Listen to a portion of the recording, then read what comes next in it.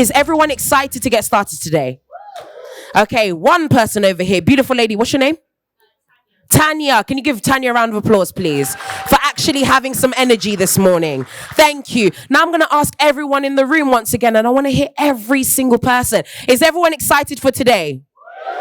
There we go. That's what I like to hear. I'd like to welcome you guys to Lendo's event, which, by the way, the founder told me is Lendo, like lending dough, as in money, like what you say in the streets. Yeah, love it.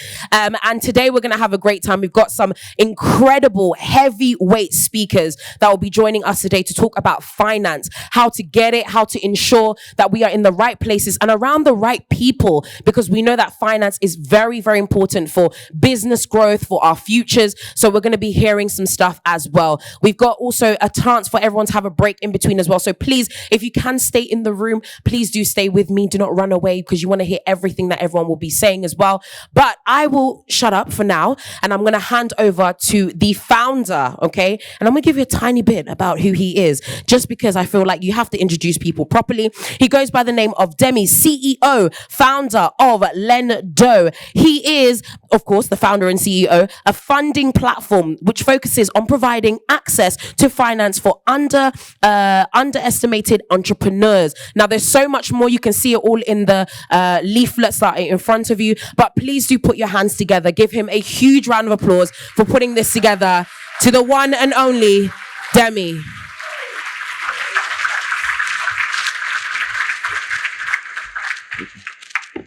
One, two, 1, 2. Amazing. Hi, everyone. Thank you all for coming. I'm absolutely shocked that this many people turned up despite the rain, so kudos to you all. Welcome. Welcome to our very first Access to Finance event. I'm Demi, the founder and CEO of Lendo, and I'm going to be very quickly talking to you about why we're here. But before that, I'd like to say a massive thank you to our partners, Extend Ventures, who partnered with us on this event, and without them, this wouldn't have been possible. And also our sponsors, launch of GS. GS stands for Goldman Sachs. So why are we here? And I'll give a brief as well, kind of what's going to happen in the day. But why are we here? I'm going to give you some facts. Black entrepreneurs are 3 to 4 times more likely to be rejected for finance when applying with their bank. And subcategories, such as African entrepreneurs, are 10 times more likely to be discouraged when it comes to applying for funding from their bank than their indigenous white counterparts. In 2020, and between 2020 and 2021, as we all know, we encountered a pandemic, and there was more funding made available for entrepreneurs in the UK than ever before. Yet over 50% of the coronavirus business interruption loan scheme funding applications were rejected. Now, we don't know how many of them, or how many of the 50% that were rejected were from black communities. We're unsure exactly how many of the 45,000 black entrepreneurs in the UK drummed up the courage to actually apply for these funding schemes. But one thing we know, based on research, is that it's likely to be minimal. A report from our partners, Extend Ventures and YSYS, that came out in the peak of the pandemic in May, displayed to us that I think it was almost 50% of black entrepreneurs, or those from BAME communities, which black entrepreneurs play a significant role in, hadn't access to any government funding at all. So, why is that important? And I think it kind of comes to why we're here. It's important because access to finance is key and will be key to us building Black better and building back better. It's key to us leveling up as a country, not only to black entrepreneurs, but as a community, all entrepreneurs globally. It's key to us leveling up. And we feel that black entrepreneurs should have the same access to finance opportunities as everyone else.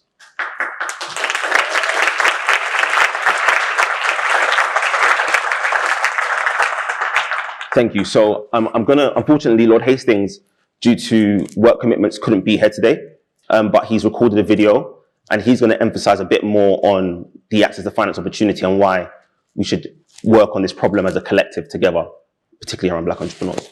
So if we could get the video, please.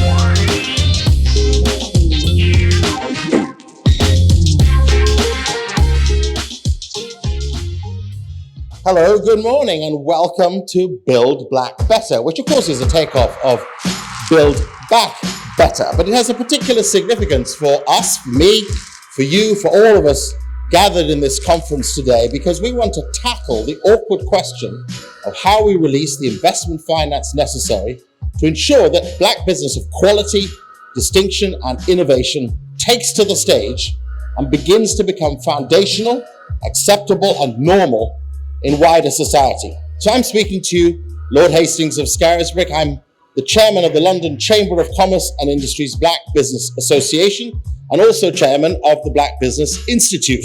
This is a passionate interest for me. I've witnessed over the decades very small, but some increasingly significant black businesses come into the fore. Just in the last week, a new sports business around boxing, finding itself with a £50 million investment. A clothing business emerging into the many hundreds of thousands of pounds of annual profit.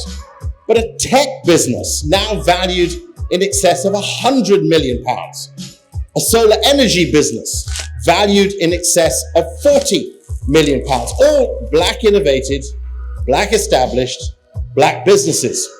But we still know that despite the innovation and the prospects and the people and the sense of energy, restaurants, shops, retail, technology, science, research, innovation, it's still hard to get the money to the front line. It's hard to get the money to the front line because there still is a critical issue of confidence and trust and assumption that maybe black business is not as equally integrous as the mainstream. Maybe there are suspicions of corruption, maybe even suspicions of ineffectiveness.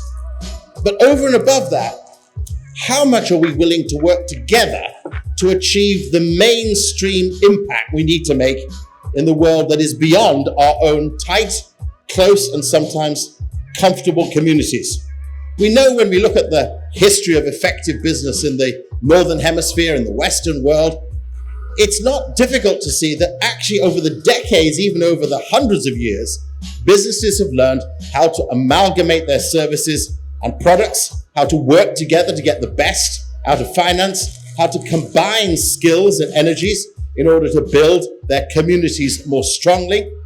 What's intrinsic to the black community so often is separation and separate identity and everybody going their own way and doing our thing independent of the mainstream. Those days have to pass. You know, as I look at the world of business flourishing here in the UK, across the Western world, I say I want to see the stage where businesses developed by people of color, whatever their color happens to be, and their cultures happen to be, and their backgrounds happen to be, are as equally credible as businesses established by the mainstream. As a child, I grew up in Montego Bay, Jamaica. I managed to see, fascinatingly, the biggest business in the town in the 1960s and the 1970s was a Chinese hardware store. Can you imagine that? At a time when you couldn't even fly from Beijing or Shanghai to anywhere in the Caribbean, there was a Chinese business operation in the center of the town, hardware, not food. You see, and I know every time as a child I went into that store, I saw the multiplicity of the families who together ensured that there was robust retail, good service, excellent quality of products, and of course, reliability. We want to see black businesses established, significant, potent, and impactful, well-financed, well-resourced, and delivering employment for our communities and beyond. But here's the challenge that also lies on black business building black, better, back, which is this. We've also seen in the course of the last few weeks, well-established businesses that we came to trust. I remember my older daughter being so reliable in the 1990s and the 2000s on Facebook. What a great innovation this was. And from Facebook, WhatsApp and Instagram and a whole series of other technical products, how much we love them. And all of these platforms are now questionable for their impact on freedom, on democracy, on clarity of understanding, for their impact on people's dignity. The role of business is not just to rip the profits out of people so it can get itself better, but to build effective communities so all of us can be better. And better isn't just about our material gain. It's also about how we build confidence that allows one another to thrive, allows our communities to be strong, allows our networks to be persistent. I want to see the same potential of a Chinese business that operated in Montego Bay, Jamaica in the 1970s, of black businesses operating here in the United Kingdom, right in the heart of our big cities and towns and communities that have come from innovative ideas, excellent people, but stable finance. And that's exactly why Lendo and its team and its network are here leading this conference to ensure that we build black better forward as we build a future that is black and robust. Thank you for your engagement today. Enjoy it. Enjoy the conversations. Make sure you build forward black better.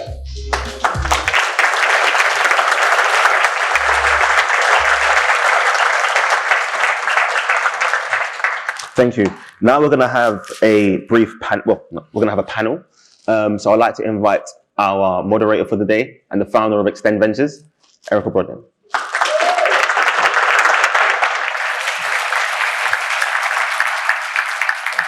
Thank you, Demi, and please don't go too far because you are actually the first person that I'm going to invite back up to the stage. So Demi Ario is the founder of Lendo. That's the UK's premier alternative lending platform for black-led businesses. And today, Demi's going to speak to us a little bit about access to alternative finance for black businesses. So please join me in welcoming Demi to the stage.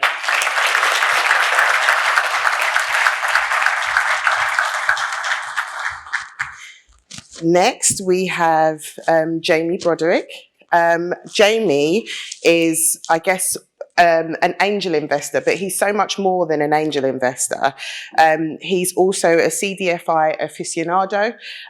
He's a corporate venture capital specialist, and he's actually one of the biggest allies that the black entrepreneurial community has. I know businesses that Jamie has backed with his own cash, and actually, as somebody who's done the research, looking at how much money comes into black-led businesses and entrepreneurial ventures, I can say that Jamie truly is one in a million. Please come up to the stage, Jamie. Next, we have Eric Collins. So Eric is the founder of ImpactX Capital. ImpactX Capital is the leading venture capital company in the UK for black-led and diverse companies. So please do welcome Eric to the stage.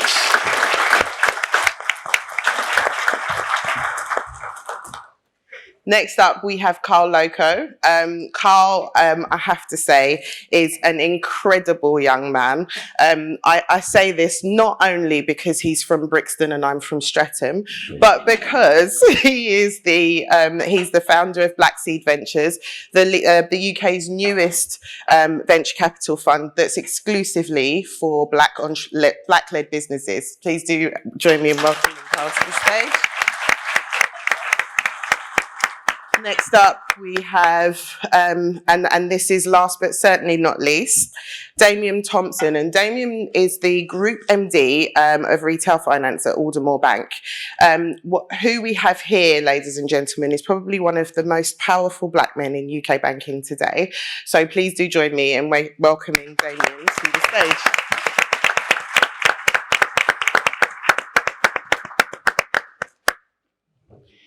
So I'm looking forward to the discussion. Me and my Manel are going to be speaking to you this morning about how we can actually access capital as young business owners in the UK. I thought that it was really important that what we do today is not just speak at you and speak about ethereal things, but that we actually give you tangible things that you can take away today, implement, and then possibly help you to build Black better. So that's the aim. I'll be checking in with you towards the end to make sure that we fulfilled that aim, and we'll keep grilling the panelists until we do. So So I'd like to kind of first go to Demi, and the question that I have for you, Demi, is: does racial bias actually exist in accessing finance? Good question. Okay. It's a tricky one because unconsciously I'll say yes. So I mean, I spent some time working actually at Zopa, the UK's first peer-to-peer lender, and one of the things I noticed straight away there was that the way in which some of the credit assessment policies were created meant that unconsciously the people that created them, or even sometimes the data showed that there were certain things which were subjective. So I'll give you an example, right? If you're based in an area or postcode which tends to have a bad credit score, that could go against you when applying for funding. Now, I think why that's an issue, right? And why that could partially kind of be seen as racist, as a race. Well, why that can partially be an issue, right, is because there are plenty of first generation migrants here that work very, very good banking jobs, that start companies, but they still live at their parents' home. And that's because in our community, when you're the number one breadwinner, you don't leave the house very early because you're paying for that house. Now, what happens is that person might start a business, apply for funding, and because of the fact they've applied, but their home location is in a certain postcode, that's gone against their application. So I would say unconsciously, yes. I'd be inclined to agree with you, and I don't just think that it happens in banking. I mean, at Extend Ventures, we produced the Diversity Beyond Gender report that showed that those discriminations exist not only in banking, but also in venture capital and the access to funding there. Eric, I'm going to come to you, and we're consistently hearing that this is a pipeline problem, and that the reason that these so-called, well, what we call biases exist because there aren't the black businesses out there to fund. I mean, I beg to differ with the number of people that we have in the audience here today alone, but what's your experience been of this? How many black businesses have you seen since you started Impact X, and is there a pipeline problem, or can we dispel that myth once and for all today? So, Erica, I would say thank you, first of all, for having me on this panel. And I think it's very important, the work that you are doing with Extend Ventures. Because of that data, we're able to then use, everyone talks about evidence-based approaches to solution creation. And there has not been enough data specifically about Black business and what is happening in terms of the funding needs of Black businesses. And so being able to take this out of the BAME category and put it firmly on Black has been absolutely critical. So congratulations to you and well done. Thank you. And then when I think about, may I just say one thing about the first question? I'm so sorry that you gave me the mic. One thing I would say is it's hard to come up with a scientific reason. If you look at capabilities and everything being spread across populations, that it's unconscious that we have few people of color that are actually funded through banks and through venture capital. I don't accept the idea that this is an unconscious approach. I do accept. Oh, good. I like that. I do accept that 1 in 2 Black families live in poverty, and therefore the assets that are associated with those families mean that if you're going to a bank and we're using the objective criteria, therefore that have a race blind, that you're going to end up with very few people of color being able to get loans. I get that. But let me assure you that the reason why 1 in 5 white families is in poverty, but 1 in 2 Black families, so 50%, therefore with very few assets, very little opportunity to actually build wealth, that is something that just happened. It just occurred, and that this was a benign approach because the UK believes in benign approaches to things. So I just wanted to say that. Now, let's go forward from there. You asked me the question, what has Impact X seen? When you hear a pipeline question, you hear it all the time. You hear it when people are talking about their hiring. It's like we can't find enough people. There are no good, accountants. There are no good investment bankers, and that we have to go elsewhere. And what we end up continually finding is white men who went to Cambridge and Oxford. They're just the best. And what we have found is that, quite frankly, looking around Europe, and particularly looking here in the UK, where 80% of our investment portfolio actually sits, that not only do we find that there are hundreds, thousands of companies, But that these companies, when we look at the criteria that we're using, that you have product market fit, that product market fit has actually led to traction that can be measured either in terms of the amount of money that you're currently making, the amount of customers you've actually brought in, or the ability to do that within a 12-month period. We find that fully 25 to 40% of the companies that we see actually fit those criteria. And that is whether you're looking at digital and technology, which is where we invest, health, education, lifestyle, which is where we invest, or media and entertainment, which is where we invest. But places all where Black people and women over-index in terms of their participation. So this conversation is not, to me, a conversation about there's a pipeline conversation. It's a conversation, it's a laziness question and a network problem. And also, we're talking about technologies. We're saying that we can solve any problem in the world. And it seems to me very odd that people who can solve the problem of how to get to the moon on vacation cannot solve the problem of how do we get Black people into roles. So that, to me, is the answer to that. Fantastic. Thank you. And I'm going to come to the next two speakers because I think that I'm going to go to Damien first and just ask about how we get more Black people into roles, particularly into brokerage roles, so that actually we can start to build our wealth. And in building our wealth, we're then able to invest and move forward. So what's your take on that, Damien? And then I'm going to come to Carl. So there are a couple of things that I would say. Having come back to the UK, I was born here, but having come back to the UK at the age of 19, I noticed a couple of things that I think we need to manage. Number one, when I started my first job and I spoke to my uncle about how I was going to think of my finances, I told him I was going to take a credit card out. I could have said I was going to commit murder. Because our families, our traditional approaches have been, we don't access credit because it's a bad thing. But, so if I take that perspective, I would say to people, having credit isn't a bad thing, because to Eric's point and to Demi's point, it is the demonstration of your capability to manage credit. That is the entry into financial services and funding in the UK. So if the system's got two individuals, one who's taken credit and one who hasn't, from the Black community, based on as they are today, the risk is to the person who you've got no credit profile. So the first bit needs to come from an educational perspective in the Black communities around what is finance, what is important, how do you manage your finances. And that comes from a very simple place where families need to sit together and understand the family balance sheet. You need to talk to your children. I've got kids now at the age of 7, and they sit down with daddy, and daddy's talking about what's coming in, what's going out, what's left, what does this mean for us? Usually to stop them asking me for every single thing that they get, but to build that. So I think we need to start there.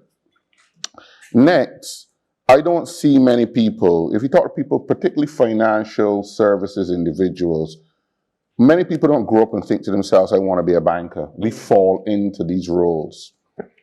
And in particular, we've got to stop falling into them and make them proper routes that people think about. So, and if we do that, then we start to get more representative people. So one of the issues with access to finance is that most SMEs in the UK, from our research, are funded by brokers. So you find a business idea, you get a business idea, you go to a broker. Back to the point that Demi made, the dynamic of them being at home and being in that area, and what does it mean? If you've got people that understand that, when they come and present their proposals to people like ourselves at Aldermore, because we deal with personal finance, we deal with brokers, we are there to break outside of the norm, that explanation of that reason is significantly important to us who underwrite. So getting people in our communities into those positions, starting to do it, is really important. And then being able to flow from there into household wealth is also really important. And I'll give people a classic example today. If I said to everybody today, I could make your broadband 50 times better for a cheaper price than you get, I think everybody would sign up. Yet, in the specialist lending facility, we offer savings accounts that are 50 times better than the main banks. Yet all of the funding, all of that money stays with the big banks. So if you think about a business, even if it gets through the barrier of getting funded and it's making money, to Eric's point, it's leaving its funding at the bank that hasn't been able to access it and sitting on it. And that's what we lend on, right? So we've got to start getting people to think through the ecosystem. What's important? How do you access it? What do you do?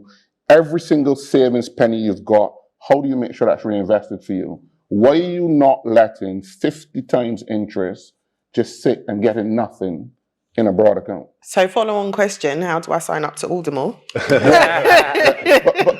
But go online, and this is where I'm so passionate about education for Black businesses. What holds us back sometimes are our long-standing tradition. We maybe don't even know it's there, but that long-standing perceived wisdom of how we manage our finances, we have to break down. And I'm on a mission to lead that thought process in our community. And thank you, that's phenomenal. And I guess one of the things that I'm interested in is, if anybody out here is interested in becoming a broker, what would you say they need to do in order to take steps to kind of make that shift? So I thought about that question. So 2 weeks ago, I went to a broker event that we hosted, and I did a chat about first-time buyers. And a young gentleman called Mr. Ward came up to me and said, I've just started to be a broker. Now, when I talked to him about his background, he's actually a pilot. But because of COVID, He can't fly. he can't fly. So he said to himself, I just want to go and get to be a broker. There are qualifications, CMAP qualifications, readily available. There are numbers of brokers based in London who tell me we would love to hire more Black people, but we just don't know where to go and get them. I tell them to come to places like this. So I think there's a ready pipeline. There's an association called AMI, the Association of Mortgage Professionals, and that is a great ground for people to go and get involved and get engaged. We want to hire. Those brokerage want to hire, but we need more people to go to them. But if I sat and I talked to that pilot and I said to him, so what happens when the world opens up again and you fly again? He says, I'm still going to be a mortgage broker. Right? So it's not a binary role that we can have, but we do need to get more. It's not going to change until I certainly look across the table and see more Black brokers representing our communities in access and finance. Fantastic, thank you. So another one of the points that Eric touched on was networks, and we're quite lucky, I'd say, to have Carl up here on the stage, because Carl has managed to do in probably 8 months what it usually takes 2.5 years to do, and that is a testament to the power of his network, and how a guy from Brixton that went to Bishop Thomas Grant Secondary School manages to go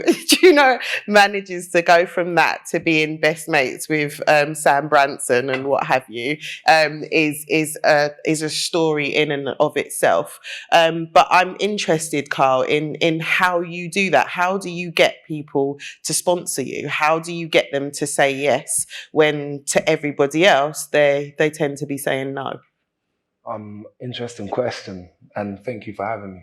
And Extent Ventures is actually the rocket fuel as to why we've been able to raise, because we have gone there with the stats.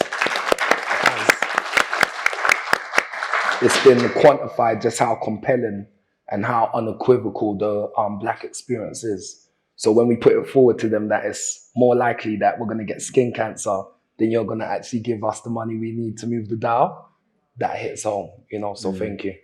In terms of like getting sponsored, getting people essentially to believe in you, you have to lead with, I would say, audacity. It's almost a part of, like, let's take the VC landscape a venture backable business is usually an audacious one. You know, what a lot of people don't realize is initially when I was building my network, I did it on a mercenary level purely to create a scalable solution, which for me was an informal therapeutic community gang rehabilitation centers. And that was basically the process I underwent in a woman called Pastor Mimi's home. I just formalized it, created a 13-month program and said, I'm going to push this out there. So when I went to basically get the support, get the sponsors, I had to tell them that basically this is going to single-handedly change the country. It's going to change the entire nation. It's going to roll out of Brixton, but it's going to roll all the way to Glasgow. It's going to pivot back down to Birmingham. It's going to do everything, you know?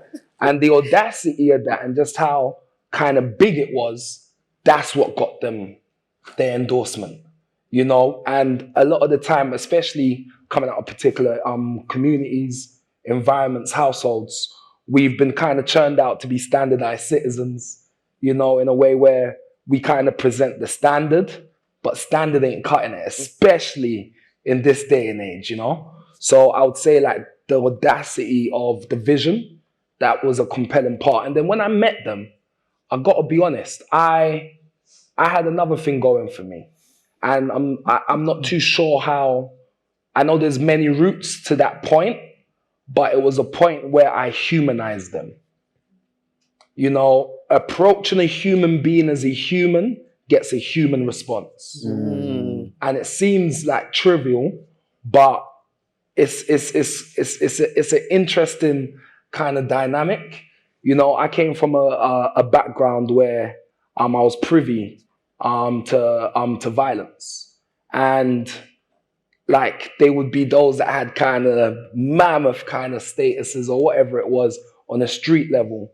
But ultimately, when certain things happen, you realize that that person is simply just a human being. You know, so because that was apparent to me, when I would walk in the room with maybe the owner of X or the CEO of this, or I mean, the wealthiest of this, I would approach them as a human being. Like I would literally humanize them. It's almost like when they say, go on stage and then pretend that everyone is naked. You know, it's because it humanizes them. Why are you taking off the clothes? You're taking off the uniform. You're taking off the perception. And you see, usually how you perceive is how you're received. So ultimately, I'll just enter in a human way, see them as a human being, and more times I'll get a more human interaction. And that fosters some real relationships. Fantastic. Thank you.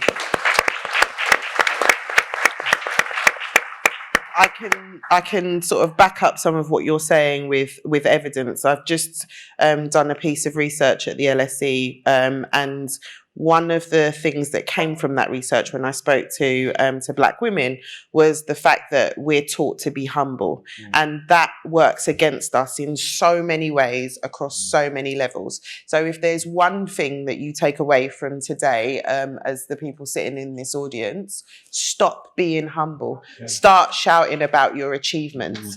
Start breathing it. Be Black, be proud, be everything that you are is amazing, and the world needs to know how amazing we are. They need to understand that we're here, that we choose to be visible, and that we won't stop until we're seen. And I think that if we all leave here with that sense of I suppose pride within us and stop being humble, it just will start to show that, you know, things start moving in the right direction. My question to you, Jamie, is to now start to move us on to, you know, where we can start to access funding. Where are the more friendly forms of funding, and how can some of the people in the audience get to that funding? What do we need to do? So I'd love for you to share a little bit about your angel investing, but then I'm keen to understand a bit about your work with the US and the UK CDFIs, and corporate funding, and some of the good stuff that's going on over in the US that we can possibly start to look at doing here. Okay, well, thanks for the question, Erica, and thanks for inviting me to this session. The first thing I would say, I'm a social impact angel investor, which is a little bit different from a conventional angel investor. But the thing you have to understand about angel investors is we're fundamentally amateurs.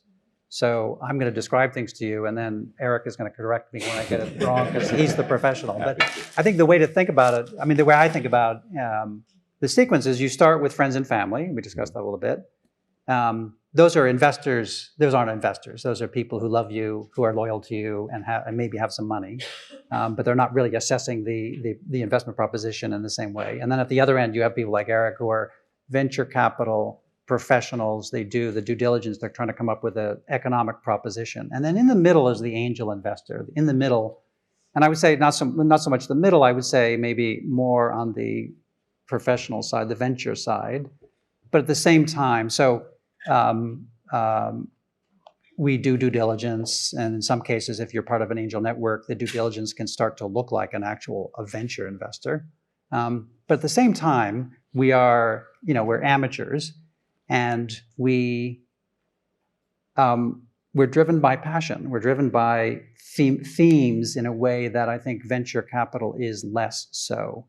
So we're interested in, you take an interest. I mean, if you don't have passions and don't have themes that you're focused on, you might as well just give your money to Eric, because he'll just make you money and get the job done. But if you want to indulge in interest, I'm really interested in digital health, I'm really interested in climate, I'm really interested in inclusive finance, that's where you get this thematic passion, and that's one of the ways to make that very human connection that Carl was talking about. So I think the thematic aspect of it is stronger with an angel investor than with a venture investor. Not to say that venture investors don't have passion. The other thing that I would say, though, is that in a sense, once you've read Erica's research on access to capital by Black entrepreneurs, it's such an outrageous situation. It's such an outrageous gap in our society that if you feel passionate about anything at all, you should feel passionate about that. The fact that whatever the number is, 0.2% of capital goes to Black men, Women. entrepreneurs, and then 0.02% to women. Yeah. And you look at that and you say, this is a scandalous situation. And so as I'm interested in inclusive finance, or I'm interested in digital health, I'm also interested, so it's not just what they're doing, it's who has access to capital in our society. That is a fundamental social issue. Who has access to capital? And right now, it's not Black people. And so you get, in a sense, if you're running a business, if you're a Black entrepreneur running a business, you can capture the imagination of an angel investor through whatever it is that you're doing. But also, I think there's a second theme there that you can capture, which people really should be caring about, which is that Black entrepreneurs in the UK and elsewhere don't have access to capital. So I think those are really quite important themes to tap into and quite powerful. And I just think the work that this conference is doing, that you do, and that all of you do, to raise awareness of the gap, the scandalous gap in funding for Black entrepreneurs, I think that needs to be a thing. I didn't used to be terribly aware of it until I talked to people like you. But once I understood that, that just became very powerful and compelling for me. So I think that the more you can raise awareness of that gap, I think the more attention you can focus on the space. And then the other observation I would make on this is, I imagine you're all totally plugged into EIS and SEIS, so Enterprise Investment Scheme and Seed Enterprise Investment Scheme. That's available for tax-paying angels. It's not available for venture funds. And if the government is willing to give me half of my investment bank back, or 30% of my investment back, that totally changes the structuring of my portfolio. I mean, Eric, when you invest in a portfolio, you know that 3 out of your 10 investments are going to go bust. And so you have to have some real winners in there to compensate for that, to come up with a rounded return, okay? When you have EIS, when an angel investor has access to EIS and SEIS, the maximum loss ends up, and I can't remember the exact number, ends up being something like 20%. I can't lose all my money. I can't. And what that means is that I know I no longer have to have the 10x thing over here. I can actually invest in a more balanced, real-world portfolio. I have more flexibility to invest in things that are never going to be 10x. They're not digital. They're not space age. They're just people doing business. And EIS and SEIS allows the angel investor to reshape the portfolio in ways that really reflect what people are actually doing, rather than the the stuff that you can scale, which I think is where a lot of venture lives. So let me just pause there and I'll stop there. Maybe we can come back to some of those other questions. Please. Okay, sure. So I guess one of the things to pick up on there is that if you are a small business in the audience, there's something called EIS and SEIS Advanced Assurance. If you apply to HMRC, you're able to get advanced assurance, and when you go and have conversations with angel investors, you're then able to say we are assured for EIS and potentially SEIS, giving them that complete understanding from the very first conversation that their money is half or 30% protected, meaning that they're much more open to having that conversation with you. So again, if you're a small business owner, go and get that assurance and make some of those conversations easier. I guess there are a couple of things to follow on from that. One is that we spoke about the early stage financing of a company. I guess the next stage is the pre-seed seed stage, and that's the stage that you're going to be covering with Black Seed, Carl. So I'm keen to understand what you think people in the audience can do to get themselves venture ready, so that they can come to you, if not you and angels, at that pre-seed stage to see if they can get their venture financed through venture capital. Yeah, sweet. I mean, I think again to just relay the audacity bit. You know, a big vision, a big market, because at the end of the day, it's venture capitalism. You know, it's capitalist at its kind of core, so it's very returns focused.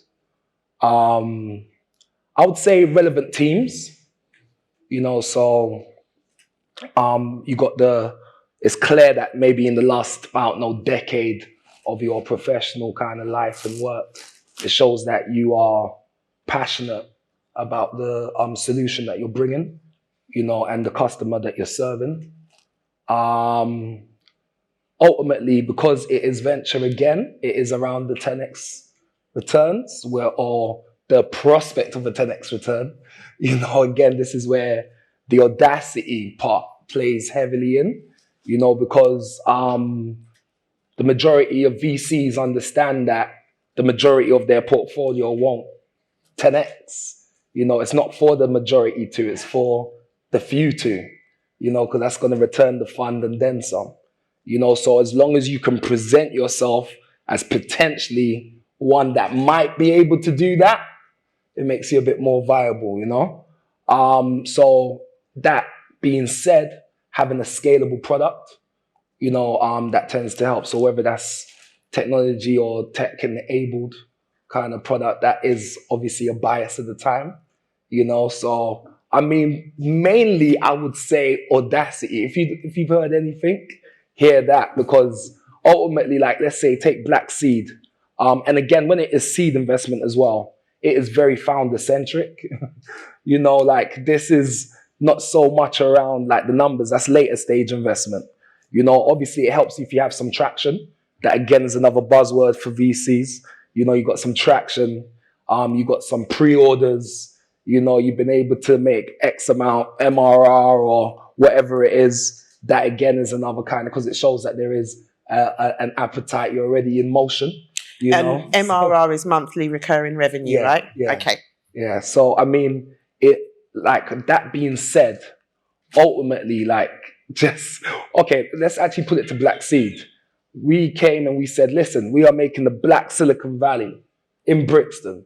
They haven't even got a Black Silicon Valley in the US. You know, this is the audacity I'm talking about. You know, and like for myself, they might be like, but the founding team, I also, in my day job, I take lead on a 20-story building. You know, I also work with probably the most significant landlord in the Brixton area and other ventures, you know, so, and I'm a complete Brixton boy, born and bred.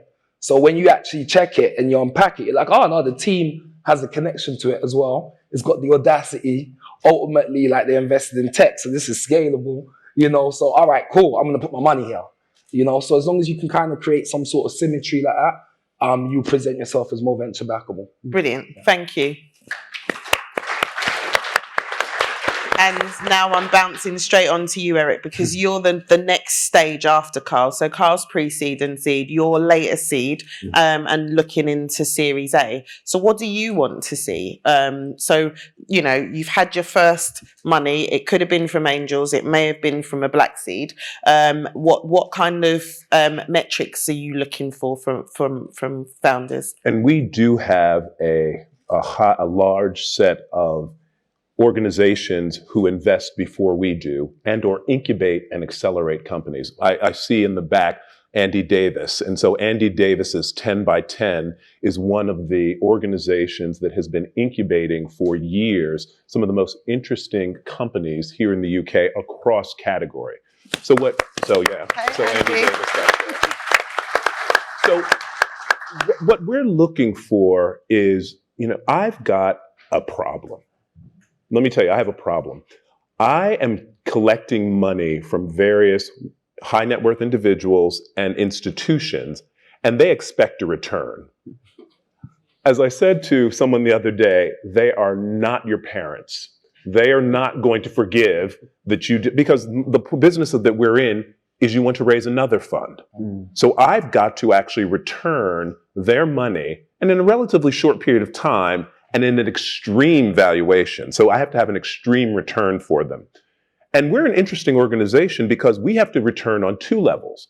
ImpactX has to return not only financially, and we'll talk about what that level is, but then we also have to return in terms of creating jobs for women and people of color. That's what we do. And not just any job. We're not interested in entry level. We're interested in the C-suite. We're interested in the board. We're interested in the engineering organization, and we're interested in P&L responsible roles. That's where we want to see. So when we have an organization like Marshmallow, so we invested in Marshmallow when they were worth 30 million pre-money valuation, InsurTech, twins, brothers, Oliver and Alexander, black twins here in the UK. When we invested 18 months ago, they were worth 30 million. You'll remember from about a month ago, they're worth 1.2 billion now. So that is the kind of growth. Could we just pause for a round of applause for that? Because we have two black unicorns in the UK, and given the amount of money that black businesses start with, could you imagine what we'll create if we get some cash? I mean, it just doesn't bear thinking about. But sorry, I interrupted you, Eric. And where I come from, they say amen. Amen. That's the kind of growth that is not just desired and thought of as an audacious goal, but we've got to have a plan to get you there. So when people come to us, they say, we're putting money behind you, Eric, is Zaichi Britton, who was part of Neighbor, Paula Groves. You all know Ivan Bajela. You know, we've put money behind you as an investing team because we think that you can select an interesting organization. And then because of the people who are around the table, Rick Lewis, Ursula Burns, Vivian Hunt, Jackie Wright, you can help those organizations to become unicorns. Because not only will they deliver the return back to us, but in addition to creating that return, they will also create jobs. So Marshmallow, 50% of the women that are people in that organization are women. 20% are people of color. That doesn't happen classically across the market. So, you know, when we find that a black woman from Birmingham starts an organization, she starts with a different sort of a D&I in her DNA. You know, there's no need to retrofit her organization. She starts that way. And then that fits through, and then it creates the wealth that we're looking for, and it does all the other sorts of things. And if we had that wealth, then we'd be able to fund all the philanthropies we want in the charities. We'd be able to do all of the advocacy that we'd like to. We'd be able to solve the problems of educational disparities, health disparities, all of those things. We would be able to do some of that. So part of what we're trying to do is to create that virtuous circle. When you come to us, you had better be ready to be part of that virtuous circle. Do not come half-stepping. And this is what we say again in my community. Half-stepping would be you come with a great idea, but not a great plan. You come with a vision, but you don't come with an action-oriented approach to getting that vision done. You haven't shown us that you can actually be good stewards of our capital. And it's not just my capital, it's all these other, Lenny Henry's capital is with me. I do not want to have to go back to Lenny and say, I've lost all your money because I had some good ideas, but not good plans and execution. So please don't make me have to do that. So when you come to me, make sure that you come, and to any venture capitalist, you come with the idea in mind that there's all sorts of great things that I can do in order to change the world and make it a better place. But in addition to that, that I know how to get it done. And that's why we often are looking for people who've done it before, maybe failed the first time, but at least they have some experience doing it. We come with people with great ideas, but we want to see, do I have a forecast for how you're going to make that happen? Who are you going to hire? Where are you going to go? When are you going to expand to China? And how are you going to be so very effective and competitive that China is actually the next place to go? Those are all the things we want to see lined up. And again, here, Erica, as you said, we find so many of those companies, and maybe it's because of EIS and SEIS, because there's a way of actually funding those early, but we find a number of those organizations. And let me assure you, Marshmallow is not the end of the road. You'll soon hear about some other unicorns that we have in the portfolio, because there are organizations out there that are doing the work, that are actually constructing value propositions that make sense for institutional investors. And by actually us putting our capital in, and not just our money, but then also the people who are around the table, because as Black entrepreneurs, you're also going to find yourself hitting different sorts of roadblocks than anyone else is. So I'm sorry, but your white counterparts are going to have a different time than you're going to have. Your male counterparts are going to have a very different time than you women are going to have as you grow and scale. So indeed, we want to make sure that we can help you through all of those roadblocks. So ImpactX does not only capital investment, but we do value add. And that's an important piece. And thank you. I have a quick follow on, and because you do value add, and I guess my concern, I suppose, is what happens next. What happens if Marshmallow is phenomenal and they've managed to make it, but what happens if someone needed Series B to make it? Where do they go? What's the prognosis from your perspective? And that's a good point with Carl. So having angels, having pre-seed is one thing, but most organizations are going to need to raise subsequent rounds. But the great thing is that, and the little known fact, it was done, the Kauffman Center for Research, the fellowship program researched 250,000 people in 20,000 companies over a period of 20 years. Black companies and women-led companies actually raise more money over time than do white companies. And then in addition, there's generally in diverse companies, and diverse can be sort of one or two people in the group of founders, but diverse companies actually exit at a 30% premium. So there is the ability to raise money. Marshmallow is an example of that, being able to raise subsequent money. And an organization like ImpactX is responsible, not as part of our value add, to introduce you to the next level of funders. So it's not just that we're out there by ourselves. We work and co-invest with organizations like Ada Ventures. We co-invest with organizations like Local Globe, Cornerstone Investors. These are all people who will then also invest after we do to make sure that you can continue. And in time, ImpactX, when we close our next fund, will then also be able to follow on. We do follow on now, but we'll be able to follow on with bigger checks to make sure that you can get, when you start off and you maybe need 100,000, then you need 1 million, and then you'll need 10 million. Eventually, you'll need 100 million. And so making sure that you have in place the right partners to get you to 100 million, because it's not just, I do this today and job done. That's not how it works.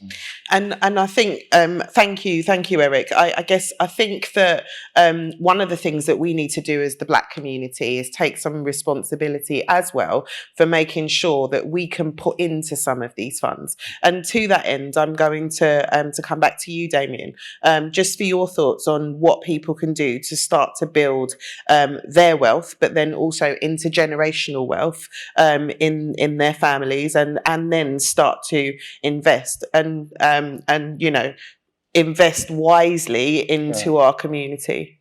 There's a couple of things, and if I start from the beginning, so you've got a business, you've managed to get it working, you've got really good people working for you, and you're starting to make some money, and you've got some decisions to make. Right, so the way that I see it, the way that I see building intergenerational wealth is, firstly, you need to understand financial system. So, lots of people will have savings accounts, but very few of them will have ISAs. And so they don't use the infrastructure that the UK has. And if they've got an ISA and they've got a business that's running really, really well, they maybe won't start putting in a small amount into the pension funds, right? So they'll be doing the businesses, they'll be doing stuff that Eric and the guys have talked about, but they are sometimes forgetting their own financial health, right? And your financial health is critical to the point that Eric has made in particular, because you will fail. Some of you will fail. It's not the people that fail, it's people that get up and do it again. Right. But having that resilience in your financial capability is really important. So if I take myself, I came to the UK with £100 in my pocket 30 years ago. I got off the plane in Manchester. My uncle come to meet me. He hadn't seen me in 18 years. He brought a jacket for the person he thought I was. That didn't fit. So my introduction to the UK was very cold and very capable. But with £100 in my pocket, the first thing I did was open a bank account. I put £10 in it. I was on the dole. Half my dole check went into my bank account. So when I went for my first mortgage, what people could see was a history of savings, not large amounts, not big amounts, but regularity, a behavior, a habit. Discipline. A discipline. And therefore, when I went and got my first mortgage, I was in a position where I've got a very simple ethos. I buy the worst house on the best street. Yeah. It's always been my philosophy. And I am willing to use something called delayed gratification. I don't buy everything I want, even if I've got the money to be able to do it. Because my salary is an extension to the future of my family and my children. Whatever I earn is not a wage, it's an investment vehicle. So it's a mindset change that I'm talking to people about that builds confidence and capabilities. Because one of my friends will come to me with a good idea and I'll say, I've got a £5,000 fund for you, buddy. You can tap into that £5,000 fund at any time. Come with a good idea. Don't come to me with a financial problem like I've overspent. That's not going to get my investment. But come to me with, Damien, I've got a taxi. I might be able to buy another one to get another driver to help me to be able to do it. I go into that fund. Now that fund's there because my wife can't say to me, you're spending, that's a fund that I am investing, right? So if she knows it's there, she knows it's a fund that I'm going to use to help people out to do things I need to do. But all the time I'm moving forward, I'm thinking, I don't want to live in the same house for 25 years. That's not progress. Right? So I'm looking for opportunities. I'm looking to do things. Because when I exit, I say to my children, I'm going to leave you with stability. And what people don't think about now is that if you think about pensions and stuff like that, the ability to create long-term wealth is something that we have got to start to build as communities. So I say to people, and I took the simple example of, I look at the royal family. You know, when Charles becomes king, William will take over the duchy. He will bring an improvement to it, a vision to it, a view to it. That means it extends to somebody else. But that's going to go generations. The financial system now with pensions means that you can pass your pension on to your children and your children's children. So we've got the ability, and I think it's really important how we understand the way the financial structure the UK is made. It is there for us to create legacy. It is in policy. It is law, but we don't use it. So I am very much driven from the fact of, and I've always had a very simple policy. In the years where I couldn't get promoted, I've been in financial service for 30 years. It's taken me 30 years to get to the top. But I always had a vision. If you stop me going upwards, I will live in a better house than my boss. That's always been my simple philosophy. You could be the CEO of the bank, you're not going to live in a better house than me. Because it's that, it's the limitations people can place on us in our careers, in our businesses, they can't place on us in our minds. Amen. Yeah? And therefore, for me, that's the journey. So simplicity, start small, understand the ecosystem, use the ecosystem, start being forward thinking. And I say to people, it's a really interesting, I watched the Who Do You Think You Are this week with Alex Scott, and if any other people watched it. And her family she's got a Jewish element to her family. And she went to the synagogue in East London. It was really interesting. In the records in the synagogue in East, they have records showing where Jewish people who came over to the UK actually lived, where their communities were. Imagine that. Back to those days, those guys were capturing that information and thinking about it and using it and building communities, right? And I sit back and I think to myself, yeah, it's been difficult and it's been really hard. But if I took that Windrush generation and I stepped back to them and looked at data, what are the houses of value in those areas that we migrated to? We lived in London. Where house prices gone mad. We lived in Birmingham, Manchester. But we do not own enough homes in the UK. Black ownership of homes is our financial security for years to come. And one of the things, this generation may have missed it, but we cannot ensure the next generation has to have it. But then has this generation missed it? Is there the opportunity for us to club together, join partners like our foreparents did, and buy property, even if we don't live in that property, and have it as rental income, for example? I think there's a number of things we do. So we are specialist lenders. So you've got past the point, you've got seeded, you've got funded, you've got money. You've got a business. You want to buy some assets because you decided that, look, I need to buy an asset that's really expensive to fund.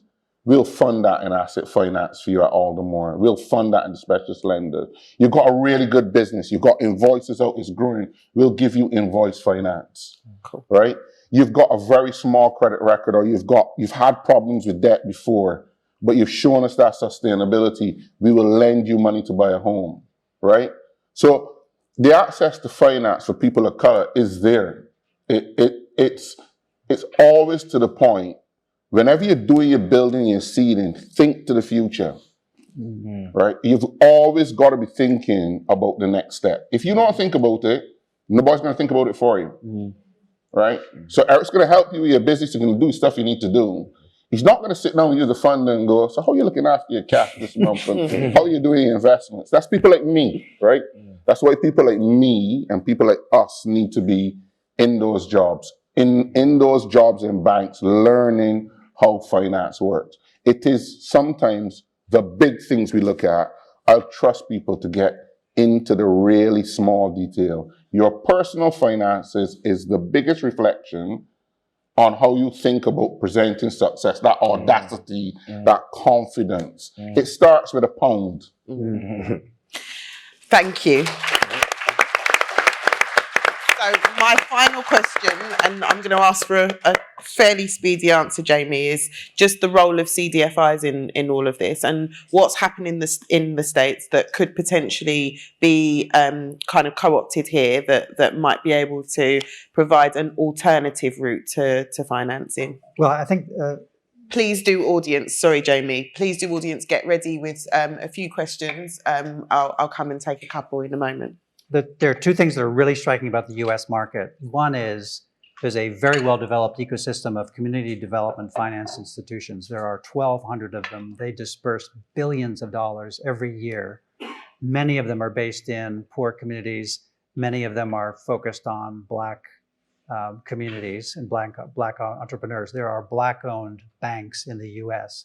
So there's a very explicit recognition that people who are underrepresented and minorities need to have their own access to finance. That system does not exist in the UK. The UK has a tiny, tiny little CDFI sector, not dedicated, not really strong enough to be impactful. So I think so one question is, could the UK do a better job of building out the CDFI? Because the CDFIs are the people who, after you've been refused at a bank, you go to a CDFI and they take the time to understand your circumstances. They take the time to look at the fact that maybe you came over from another country and so you don't have the kind of accumulated wealth, or that you've got irregularities. they're the people that can do that, and that whole ecosystem is not built out. So that's lesson number one from the US. Lesson number two from the US is that US banks have decided to acknowledge explicitly that there's a problem for Black people in getting access to finance. It is an explicit problem, and they express it, they address it explicitly. And so I used to work at JP Morgan. JP Morgan has what they call a racial equity program, which they price at $30 billion over 5 years. Now, obviously, they capture absolutely everything they do, but in more concrete terms, they built a fund of $350 million specifically for Black entrepreneurs. Bank of America did the same thing. And so there's not this general sense that, oh, we need to take discrimination out of our mainstream financial system. There's a very explicit acknowledgement that we have a problem with Black access to finance, and so we are going to address it by building funding sources for Black people explicitly. I think that's an idea that we could do something with here. Because I think what we keep... I agree wholeheartedly. I guess the thing here is, what can people do? How can they get involved? How could they learn more about CDFIs and potentially start to look at creating vehicles that don't currently exist? Well, I guess my favorite solution would be to continue to make people aware that we have a specific and explicit problem with Black access to finance, and not just sort of smush it in with all the other things that are out there. I think that's crystallizing that issue. So it's the kind of advocacy that you do and that the rest of you do, and make sure that becomes a theme that people then have to confront and address. I mean, I'm a commissioner on Lord Victor Adeboale's Social Investment Commission, and we're going to make a recommendation that we should build a fund specifically for Black social enterprises. But that can't happen unless there's a general acknowledgement that this needs to happen. So the political will means that the awareness has to be there. So I think the kind of advocacy that you would do is to crystallize the problem, make it explicit, make it well known, and then push that into the political system and political support. That would be my recommendation. Thank you. Thank you very much. So I'm going to turn to the audience at this point, and the hands are flying up all over the place. Okay, I'm going to come to you, this gentleman in the front, and then I'm going to come to you, Abby, and then lady in the pink jacket, lady in the white jacket. So if you ask your question first. Sure. Hi, my name is Romeo Fs. I run a management consulting firm called Lumerous. And we have been going for 8 years, never had an overdraft, never borrowed any money. And coming back to the point about credit. So I have a simple philosophy: if I don't have the money, I don't spend it. So I have no credit. So trying to get funding to expand the business, I realized that they did a credit check on me as a director, and therefore the funding was refused. But the issue I'm having, and I see a lot of this with much smaller Black-owned businesses, is that there's a lack of knowledge on the process of how to become investor ready.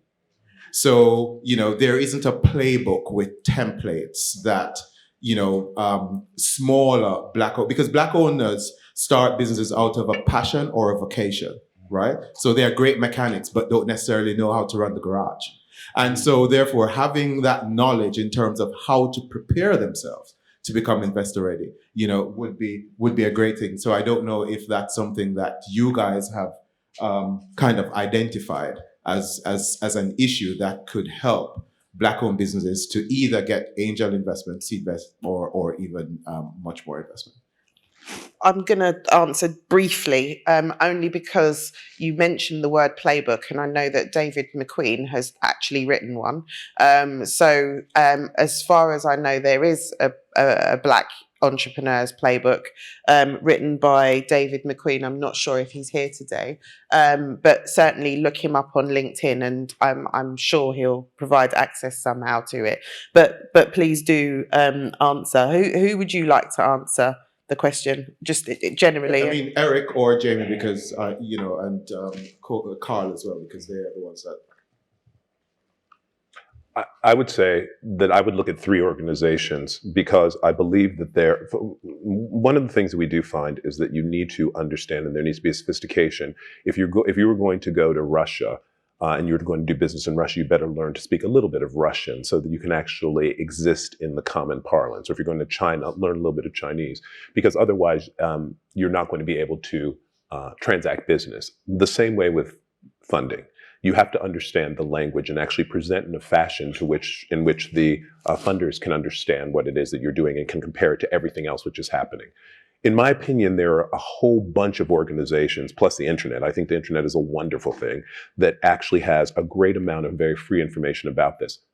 In addition, there are a group of organizations that are here in the UK that are casual associations that actually then help people starting off on a journey and then getting all the way through to funding and then even exit. So as I mentioned earlier, Andy Davis is here. You should talk to him at the end. He's at that back table back there, so he can't hide from you. But Andy Davis, who runs 10 by 10, that's a whole group. It's a group of individuals who help each other to get prepared to go to the next stage, to get started with a pitch book, to get started with everything that you need to move forward. There's YSYS is another one. Founder Vine is another one. There are just dozens of them, quite frankly, here in the UK. And I would just look up online. If you look for Black founders and networks for Black founders, you'll find a lot. BYP is another one.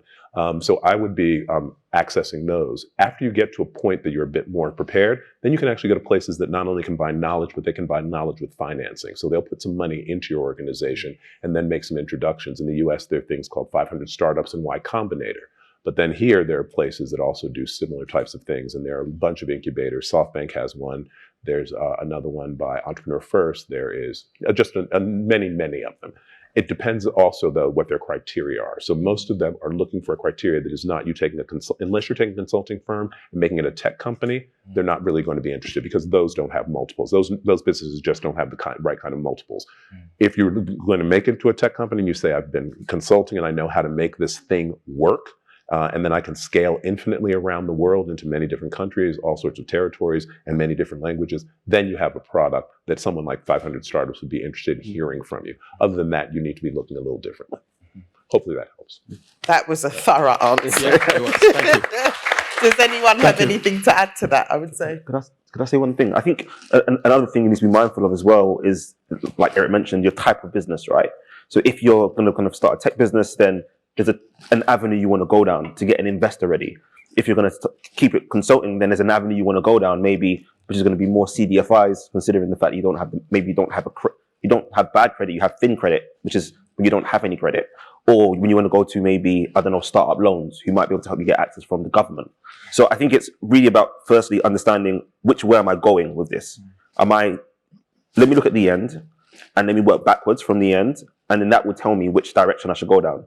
And depending on which direction you want to go down, you then know whether you need to get investor ready, funding ready, bank ready, CDFI ready. And I think that should be your strategy. Brilliant stuff. Thank you. The other thing, just more generally, is if you don't have a credit card at all or any credit facilities, go and get a credit card. There are those credit builder credit cards out there. Get some credit. Pay it off every month. Don't spend more than you can, but definitely get credit cards and start to build that facility so that you don't end up in this situation. Coming to you now, Abby, and just to say we've got 5 minutes left, so if we can answer the questions quickly and then get them. Okay, we'll come over here. Thank you so much already for your insights. I think it's been really helpful. So my name is Aziz Minot and I run a company called 2 to 3 Degrees. It's an award-winning personal development company for young people. So we've been blessed to be approached by investors to start that conversation about what support we could take to get to the next level. My question specifically is, what questions as co-founders should we be asking investors to make sure it is the right fit before we decide that this particular investor is the right one that we should be working with? If that's an angel question, I think one of the things you're looking for from your investors is support, and so I think you should be trying to identify, in addition to the capital they provide, what kind of support, technical support or networking support they can provide. Because I think it's not just about the capital; it's about how your investors, and sometimes it's the VC itself, But if it's an individual supporting you, they should be part of your support network, providing either technical expertise or advice or network. And that's what I would be probing for once you've got the capital lined up. Does anyone have anything to add to that? I think it's thorough. Brilliant stuff. Thank you. Sorry? No, I said it was concise. Yeah. Can we go to Abby for a question first? And the lady in the pink jacket, I have seen you. I'm definitely coming to you next, I promise. Thank you. Hi, my name is Abby Mohammed. So my question is all about the idea of falling in and creating roots, especially Damien. Thank you so much for speaking. So a little bit about myself. I build underrepresented founders to scale up. So I currently work at Tech Nation, building a program. Outside that as well, I'm an angel investor. So I've already invested in about 4 companies. And for me, it's I already know my life is temporary. I'm not going to be here forever. And also on top of that, I don't know if I'm going to be doing this forever. So what is the best advice you can tell me right now to build better, but then also bundle it up so I can give to the next generation to be the ecosystem builders? That's a fantastic question, Abby. And I'm actually going to ask each of the panelists in turn to answer that question. So if we start with you, Damien, at the end, and then we can work our way down. I would say get a journal. Write down everything that you think about. If I think about what happens in the world and how knowledge is passed on, people write it, people share it. I'm not sure that if I went back to the 1920s to the first person in Barbados who started a business after slavery, that I had enough of his thoughts to guide me where I need to be. So leave knowledge in this world. Thank you. Carl? Yeah, I'd probably say in terms of something that I've got right in some areas of my life, but not in other areas, is the delayed gratification. I feel like if we're talking legacy, that's probably one of the biggest kind of standpoints, is delaying the gratification that it may gratify those that follow, of which I have seen. I've had the privilege of spending a lot of time with old money. And it is something that they do remarkably. They tend to think in centuries, which is quite wild because the majority of them know they're not going to live that long, So I would say probably, delayed gratification is something that not only would I say, but I need to also embody so that those following can have what they need.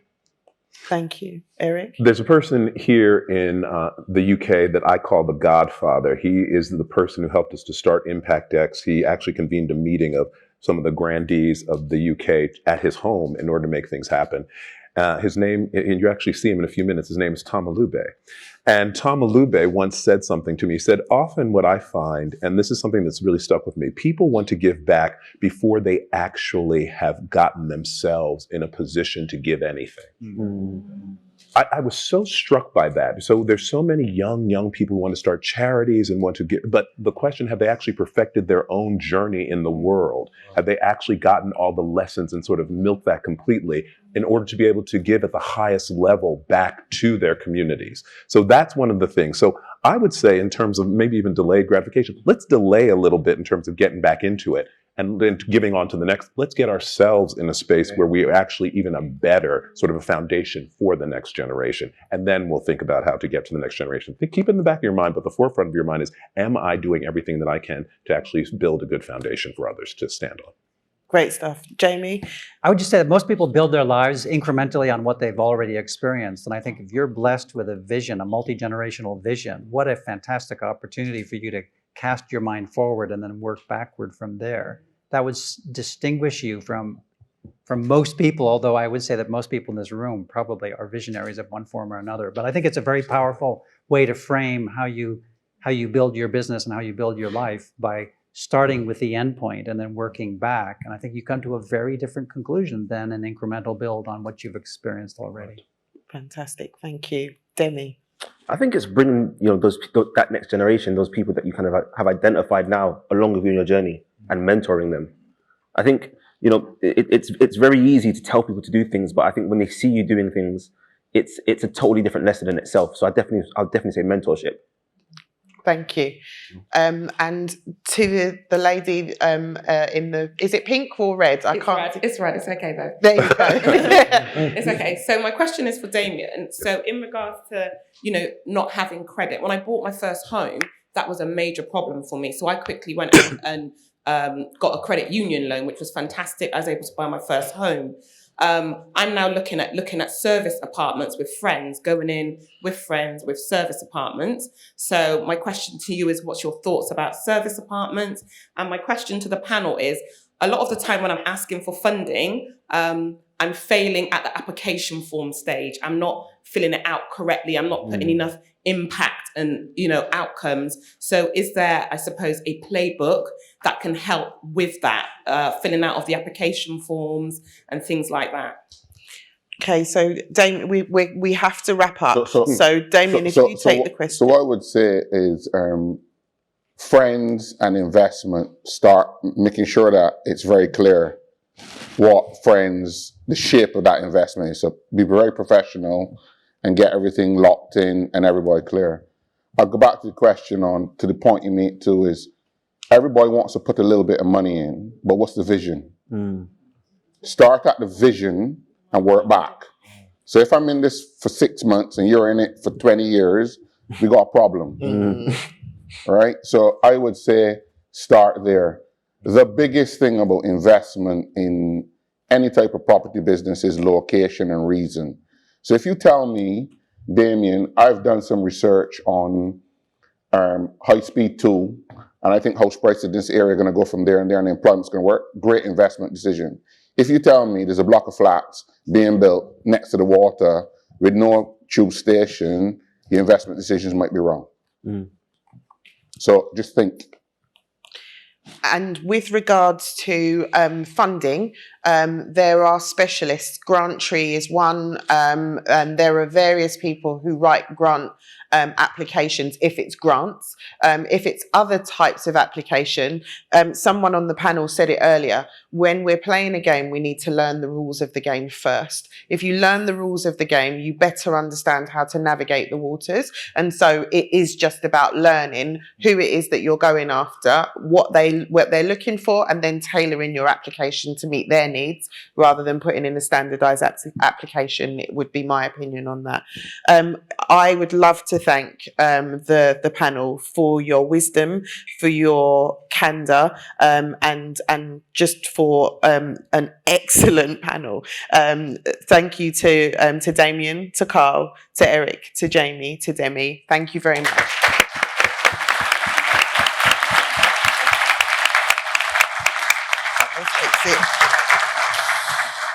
Ladies and gentlemen in the room, can we give our incredible panel one more massive round of applause?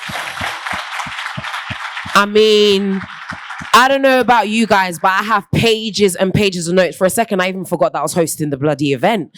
I was sitting there like, oh my gosh, I came to listen. And Erica, you did a phenomenal job of also, navigating that conversation as well. Thank you so very, very much. I mean, if there's 3 things that I would say, because I always like to make sure that I prove to you guys that I'm also listening just as much as you. I think the 3 things that I want to echo for every single person in the room right now is, number 1, audacity. If there's one thing I took from Carl, have the audacity to stand up in those rooms and to go into those places. The second thing, education, to educate ourselves and have the conversations that maybe our parents didn't have with us. We can't go back and change what happened in the past, but we can certainly determine what our future looks like. And the last one, number 3, is action. It's all well and good talking about how bad things are, or talking about how nobody gets investment, or talking about how difficult things are I am a young black woman who came from East London, but had the audacity to go to Cambridge, had the audacity to come out and build my own business, had the audacity. And I say it not to boast, and I say it not to say, this is what I did, but purely because in my heart of hearts, when I listened to our speakers, I heard so much more than just, we're here to talk about finance. I heard, we're here to make a change. And if not us, who? If not now, when? So it's imperative that we have the audacity, that we educate ourselves, and that we move with action. That was an incredible panel. Let's just give them one more round of applause. I know they've left the room. They did a phenomenal job. Now, all you beautiful, wonderful people, we're going to give you an opportunity to take a quick break. We are going to be back here at pretty much 11. So if you don't want to go anywhere, it's fine. You can stay here. Like I said before, this is a networking event. So please speak to the person next to you. If not, there's some tea, coffee, a few bits and pieces at the back, and we will be right back very soon. Thank you. Go, fantastic. Let me test it out again. How's everyone feeling? That was about a 15% or so. But how's everyone feeling? Oh God. Again, I mean, has everyone gone home? Everyone's sleeping? I'm going to try one more time. How's everyone feeling?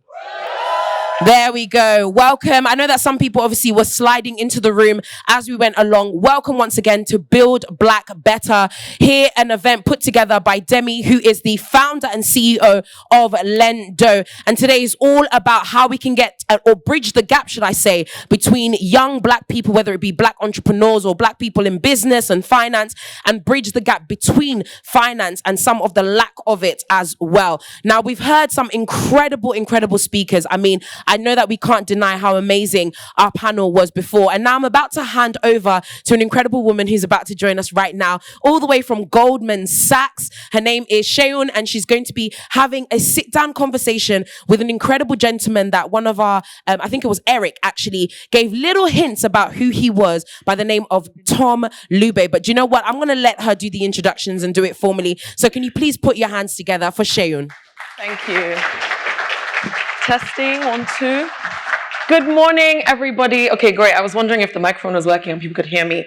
It is an honor and privilege to be with you today. My name is Sheun. I work at Goldman Sachs. I'm the head of launch with GS, which is our $1 billion investment strategy to actually funnel money into diverse businesses and investment firms. With that, I'm actually just going to speed it up. You know, there's no time. We need to get into the conversation with Tom Lube. And I said I was going to introduce him like this, the UK Black Godfather.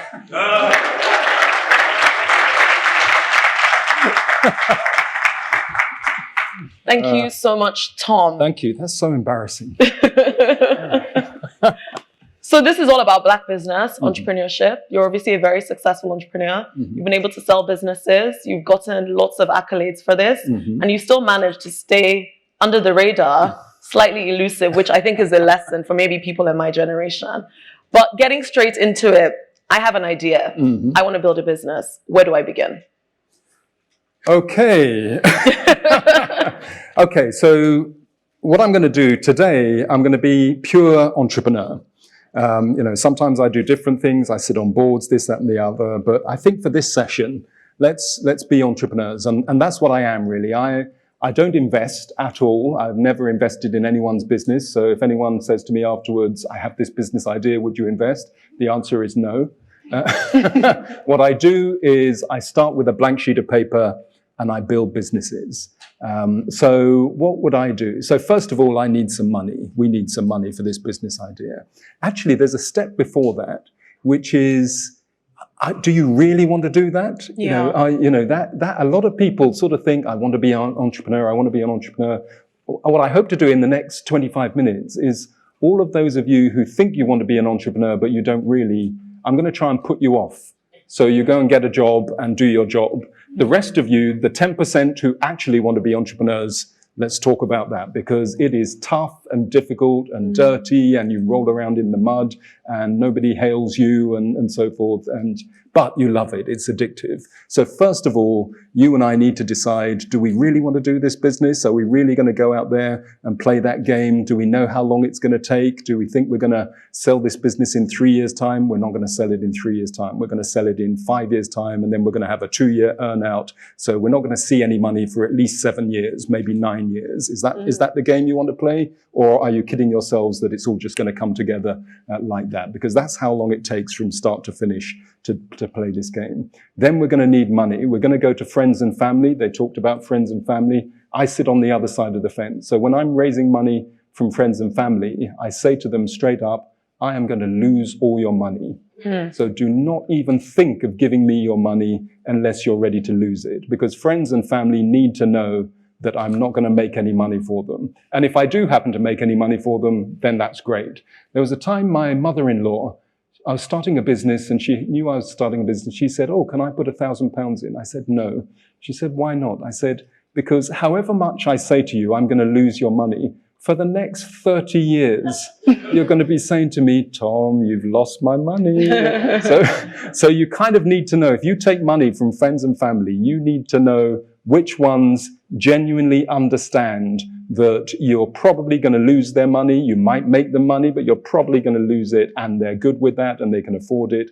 And which ones say that, but they can't actually do it. Then later on, you're going to go out to the VCs, and we can get into a whole conversation about VCs. Actually, should we talk about VCs? Let's talk about VCs. When do you go to VCs? When do you focus on friends and family? I think, one of the reports that is out there, the Black Report, states that, we don't actually have friends and family. The friends and family round doesn't work for Black people because we don't have that money. So if the friends and family route is not an option, what are the options? And is VC a good option? Yeah.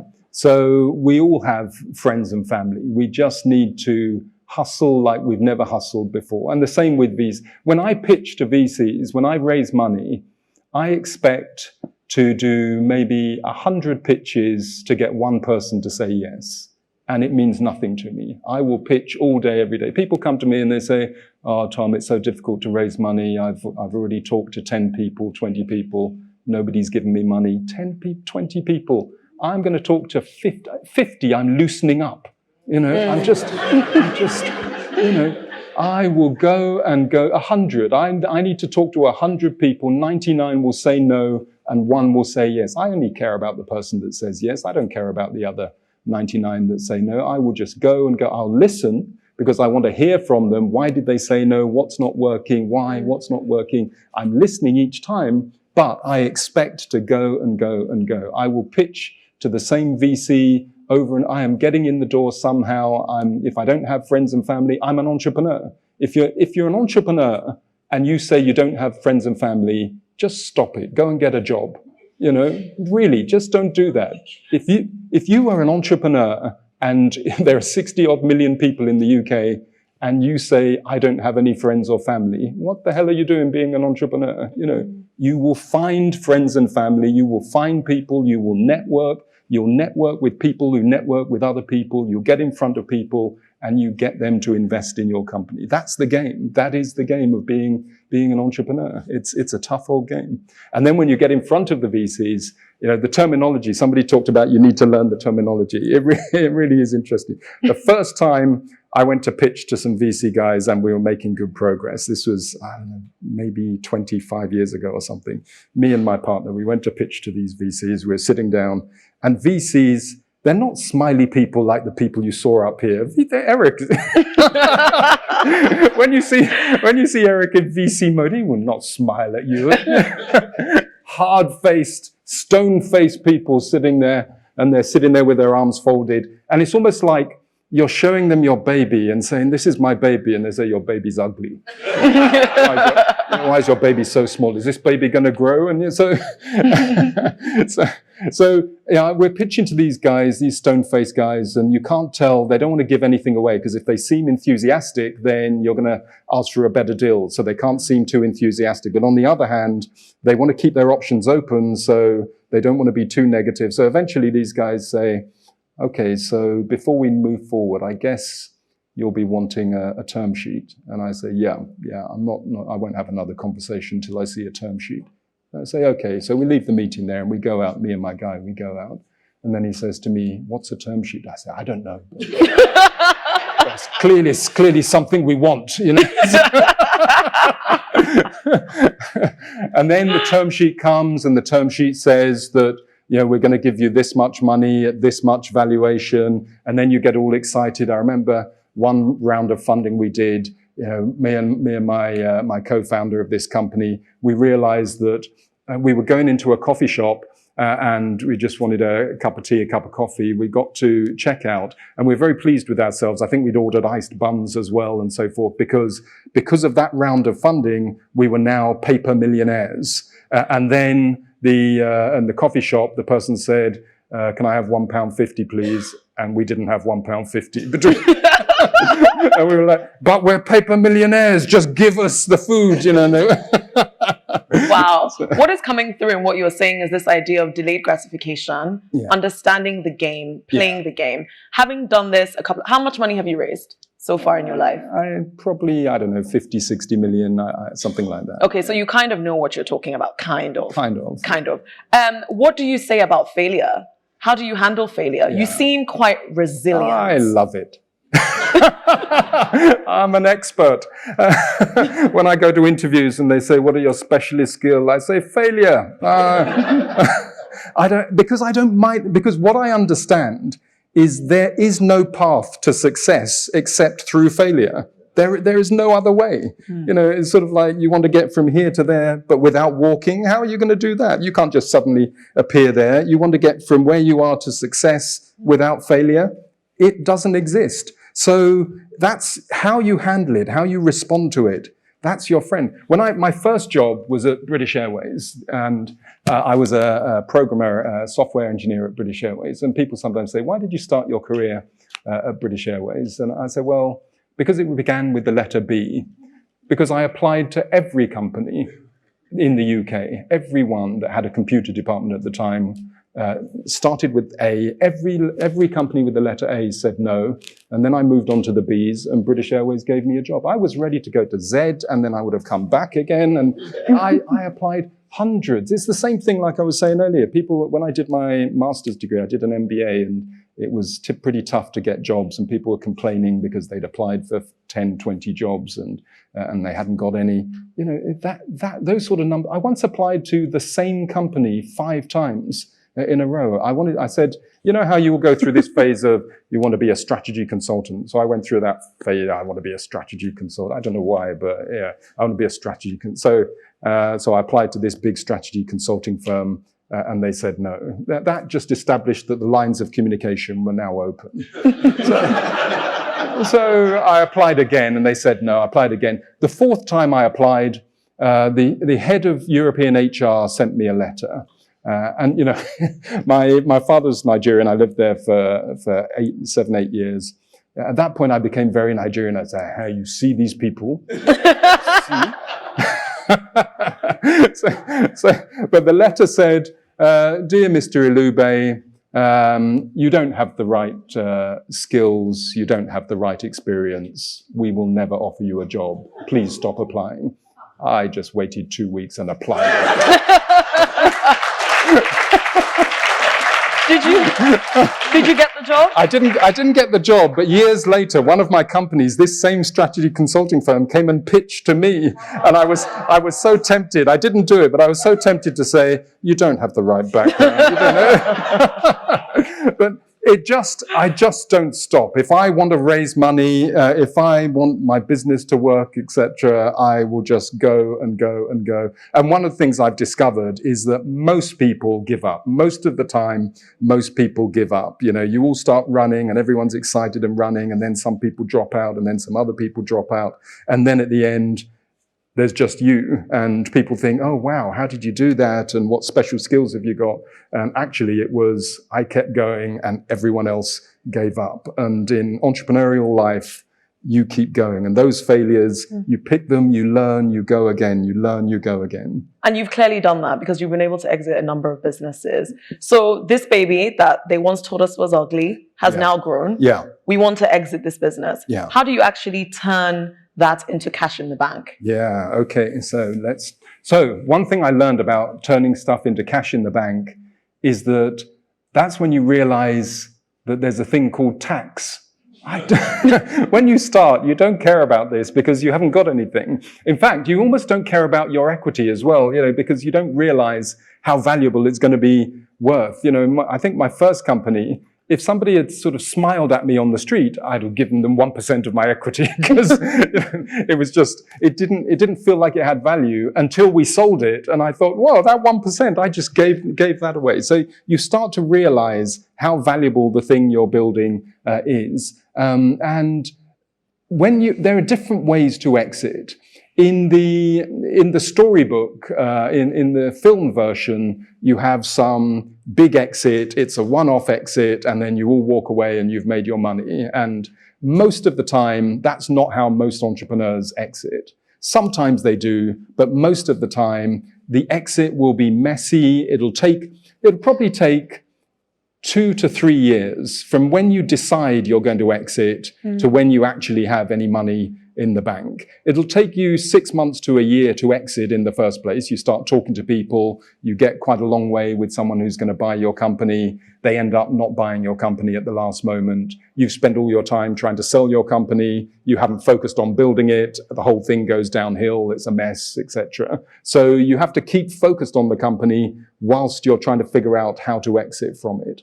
Eventually you get to exit and you say, right, now they're going to give me £1 million or 10 million quid or whatever it is. And it turns out that they're not going to give you that. They're going to give you a third of that amount, and then the next third of it a year later, and the next third of it a year after that, if you've met certain milestones. And by the way, you thought they were going to give you cash, and you'd already ordered the car and the house and this, that, and the other, and they give you some bits of paper, and they say, now your bits of paper that you had in your company, you've exchanged them for other bits of paper in our company, and you can't sell those for a year. And then their company goes down the drain and you've lost all your money, or maybe it goes the other way and it's great, and so forth. So you exits can be a bit messy. Sometimes what I've done sometimes is sell a bit of the company, a bit of my stake. So I bank things as I go along, maybe, I own 60% and then I sell 20% and I bank that money and I've still got the other 40% and then I sell a bit of that and bank that.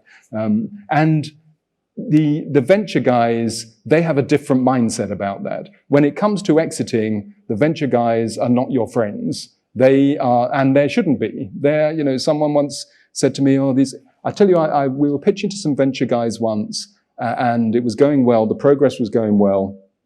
And then my finance director was copied on an email, and the email said, we quite like this company, but maybe we should string them out a bit longer so that their cash goes down so we can get them at a cheaper price. And he'd accidentally copied my finance director on his email as well. That guy doesn't work for that VC anymore. And people were getting stressed about it, and I was saying, why are you getting stressed about it? These guys, they have a job to do. Their job is to make money. They will help you on your journey as best they can, but if you're not doing it, they will fire you, and they should fire you, because their job is to make money for their investors. Their job isn't to make money for you necessarily. If you make money along the way, then brilliant. Isn't that great? And it's a good story for everyone. But their primary job is to make money for themselves. So when it comes to exiting, you just need to be smart, and you need to look out for yourself and just make sure that you're doing it in a way that your investors are happy with, but you are getting it done and getting your cash in the bank. Obviously, you're a Black entrepreneur. What do you think? A lot has potentially changed, or maybe not much has changed since you started building companies, building tech companies at that. When you look at the ecosystem now and you look at all the businesses coming through, what do you think? Do you think progress has been made? And how do you feel about the opportunity set for Black entrepreneurs today? I think there are huge opportunities. It would be much easier for me if I was starting a business today. In fact, I am starting a business. I'm always starting businesses. My current business, I've gone down the listed market route. So it's listed on AIM and we're taking it on a journey there. I also have another startup business that we've set up in Bristol. Today, it is so easy to get started. You can get started at such a low level. There is a hell of a lot more money today than there was 10, 20 years ago. So I wouldn't say it's easy, and it will be harder as a Black entrepreneur than other entrepreneurs. But money, if you're an entrepreneur, if you are a hardcore, dyed-in-the-wool entrepreneur, money is never going to be your problem. In Britain, finding money, there is money. There's money. That's not going to be the thing that stops you executing your business. If entrepreneurs come to me and say, "Oh, Tom, I had this great idea. I wanted to start this company. The only thing that stopped me doing it is I couldn't raise the money." I nod and smile and say, "Oh, yeah." But inside, I'm thinking, you're not an entrepreneur. If you're an entrepreneur, there is money outside this room to find one way or another, and you will find it.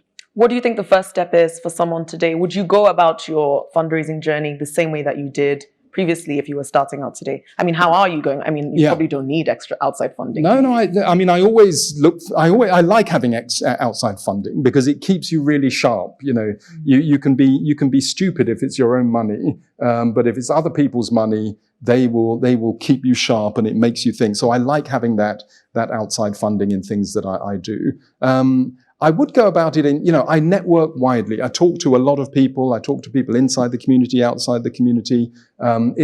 It's very similar to any sales process. Sales process, awareness, interest, desire, action. There are stages. Are people aware of and what happens is that often entrepreneurs, they see interest and they think that they're now at the decision stage. Oh yeah, a few investors are talking to me about my business. They're really interested.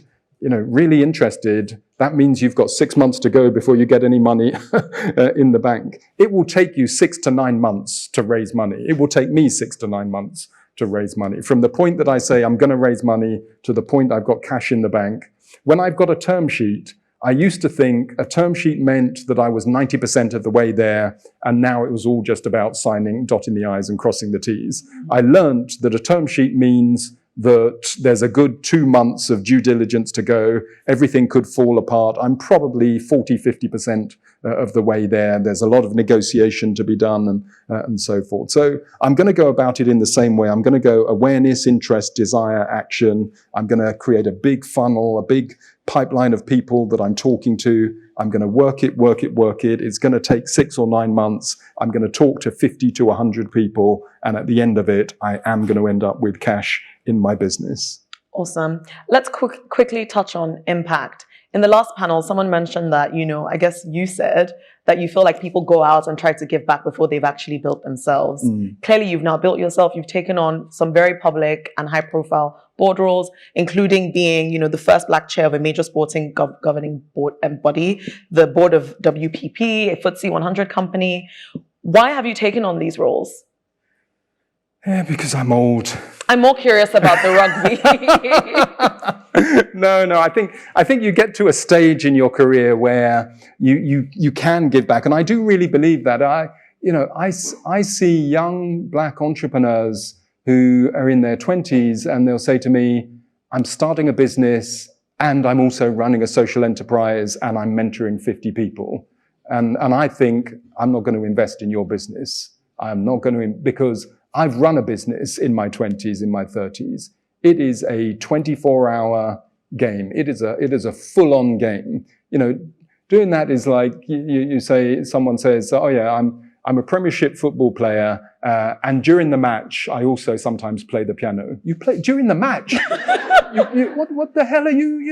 You're in the game. Being an entrepreneur, you are in the game. So play the game you're playing. You will make the money that you need to make. You'll make the contacts, and then you figure out how and when you're going to give back. And for me, that was about setting up my school in Ghana, the African Science Academy, an all-girls science and tech academy. And we take girls from across Africa on full scholarships, and they do further maths, physics, and then they go off to university all over the world. That was about getting on boards, representing a point of view on those senior boards, having a voice and so forth. Setting up schools. I set up Hammersmith Academy and various others, was chair of Ada College. But I started to do all those things. I was on the board of the BBC for 5 years, 4.5 years, and so forth. But I started to do those things when I was on solid ground and I had solid things to say. I didn't start to do those things right at the very start. Now, some people who are more capable than me will be able to do that. There will be some amazing people in this room who say, no, I can do it all at the same time. And that's fine. And if you can do that genuinely, that's great. But with everything I am and I know, I couldn't do that. If I'm doing a business, if I'm doing at that stage in my life, if I'm playing the entrepreneurial game, then I am playing it to win and I'm playing it full on. And when I'm successful at that, then I'm going to leverage that and do other things. Amazing. Tom, I know you have to dash. Thank you so much for being with us. Guys, unbelievable. Thank you. Very good. I'm just going to take 1 or 2 minutes to talk about Launch with GS and another program that we have at Goldman Sachs called 10,000 Small Businesses. So there was a question earlier about starting a business, not understanding how to fill out forms, etc. That is where 10,000 Small Businesses becomes a very good option. So we've teamed up with the Oxford Said Business School to put together a program that helps, any entrepreneur, but actually I'm here to speak about Black entrepreneurs, think about the first steps to starting their business. A full circle moment for me was last week when I got a call from, someone in our Office of Corporate Engagement where 10,000 Small Businesses sits, and they were like, this company has been was in our program in 2016. They're now at the stage where they're raising a Series A. So that's kind of the journey that we want to see. And then when we come to Launch with GS, which is my program, we are looking at sort of venture-ready tech companies that are looking to raise venture capital. So you can come to us, we will have a conversation. The idea of Launch with GS is not just to get a check from Goldman. It's quite unlikely, actually, at the early stage, because we only really invest Series B+. But we have a network of incredible individuals. We have a private wealth franchise. We have an investment banking franchise. What we're trying to do with Launch with GS is to leverage all of those connections, our networks, our communities, to really give Black businesses the upper hand that they haven't had so far. So I'm going to be outside, willing to talk to any and everyone who wants to talk to me. But I want to say thank you to Extend Ventures. Thank you to everybody who came. Thank you to Lendo. I think today has bbeen absolutely incredible. I've learned loads. I'm thinking about a lot of things going away, and I hope that you guys do too. And with that, I will hand it over to the next. Oh, Demi. Okay, that wasn't what I was supposed to do. Thank you so much. Awesome. Wonderful. Thank you, Sharon, and thank you, Tom. It's interesting because I remember like my early days at Zopa, Tom was one of the founders, and I just didn't realize that there was a Black entrepreneur that founded the company I was working in with about, at that time, 500 people, about to hit a £1 billion valuation. And yeah, so he's just an amazing person. So I'm glad you all got to hear from him.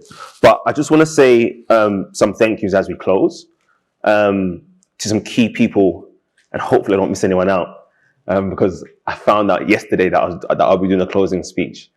But I'd like to say a big thank you, firstly, to everyone in the audience. Can you give yourself a round of applause? Amazing. It's super hard to wake up in the morning and come out to an event such as this. I mean, look, it's just really difficult. Even I had troubles kind of getting out of bed this morning and making sure I got here on time. So I appreciate you all, and thank you all from the bottom of my heart.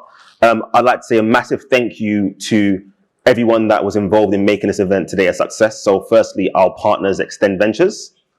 Can I get a round of applause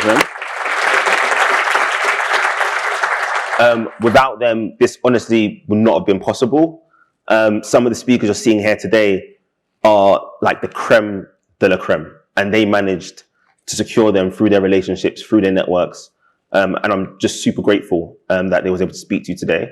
I'd like to say a massive thank you to our sponsors, Launch with GS, you just heard from. Can I get a round of applause for them? Goldman Sachs continue to do amazing things, particularly in underserved communities. I think it was in the pandemic or throughout the pandemic, they invested over 1 billion into underserved entrepreneurs through CDFIs, which you heard James speak about today. So it's just amazing to be associated with them and have Launch of GS sponsor us and have them here. So please make sure you all go out and patronize them, as my mum would say. I'd like to say a massive thank you to the Lendo team. Can I get a round of applause for them? Honestly, I mean, this time last year, I mean, Trey can attest, and you'll probably see Trey floating around, but it was just me and him. And the pandemic was in the pandemic. We weren't sure what way it was going to go next. All of our customers, most of them had closed down their shops, except for a very few. We couldn't recover any capital because the government told everyone to give everyone forbearance. It was just crazy, but we're here today, and the whole Lendo team have made it a success. Everyone from Trey to Suki to Diana, Deanna, to Jay, Sarah, everyone's made it a success. So a massive thank you to them. I'd like to say a massive thank you to our marketing, the marketing teams that worked with us, the marketing companies. So both Vamp and Siege Industries. Can I get a round of applause for them? Without them, you probably wouldn't have known about the event. They kind of handled all the marketing, really made sure that everyone kind of knew what was going on, secured our host, made sure they had a part to play in making it look this good, and they continue to do amazing things. So a big thank you to them. I'd like to say a massive thank you to our host who came last minute. Can I get a massive round of applause for Missy T? She's full of energy, and I think we got to have a discussion after, because I've got to learn some things from her, but I don't know how she does it. She just came and made it work. And last but not least, before I kind of just read a quick letter that I have for not only Black businesses, but also allies, I would like to say it's a specific thank you to someone who, I've already thanked her, but without her honesty, this wouldn't have been possible. She sacrificed so much time. She put in so much work. She's slightly older than me, but you would think she's younger, the way she was kind of making sure that today was going to be a success. And her name is Patricia. I'd like to say a massive thank you to Patricia. I don't know where she is. She might actually be like hosting or kind of taking Tom downstairs, but we have some roses for her, or some flowers for her, and hopefully she'll walk in before the end and she can collect those. Last but not least, I'd just like to read this quick letter that I wrote yesterday to Black businesses and allies, and hopefully it resonates, and it gives us all reason to continue to build Black better. So yeah, one moment. Okay, cool. Enterprise continues to be one of the most important, if not the most important engine of the UK economy's growth, of the UK's economic growth. An overwhelming 25 billion per annum has been reported to be the economic contribution of ethnic minority entrepreneurs to the UK, and equal to vital sectors such as the chemical industry and the UK's second largest region, Greater Manchester. Yet of this figure, it is said that Black entrepreneurs contribute a total of 10 billion, which is over 30% of all that's contributed by ethnic minority entrepreneurs, even though Black businesses only make up a small fraction within this group. So the question remains, why are we as a country not focusing more on Black entrepreneurs and their continued growth? According to a research paper from Dr. Stuart Fraser of Warwick Business School, it said that Black entrepreneurs are 4 times more likely to be rejected for funding when approaching their high street banks than their indigenous counterparts. Not only that, but they are also more likely to not apply for funding simply due to the fear of rejection, a real issue which the British Business Bank highlighted in 2017 in a report which displayed that if the total demand from would-be seekers, which are people who need funding but don't seek it out, were to be realized, SME funding applications in that year would have increased by 50% alone. Although this issue has been known for years, it has also been neglected for some time, and only really came into light this year after the breakout of COVID-19 and the clear disproportionate impact it had on Black communities. Not only were Black entrepreneurs running businesses likely to suffer more from the lockdown due to the types of businesses they were running, but a report from Extend Ventures and YSYS highlights the increased likelihood of them not being able to access government-related funding schemes, simply due to not believing that these were available to them. With these businesses, despite the obstacles stacked against them and the lack of funding options available to them, in critical times, they continued to prevail and persevered. According to research, which we co-led alongside other members within the Black Business Matters Initiative and HSBC, many Black businesses pivoted in the pandemic.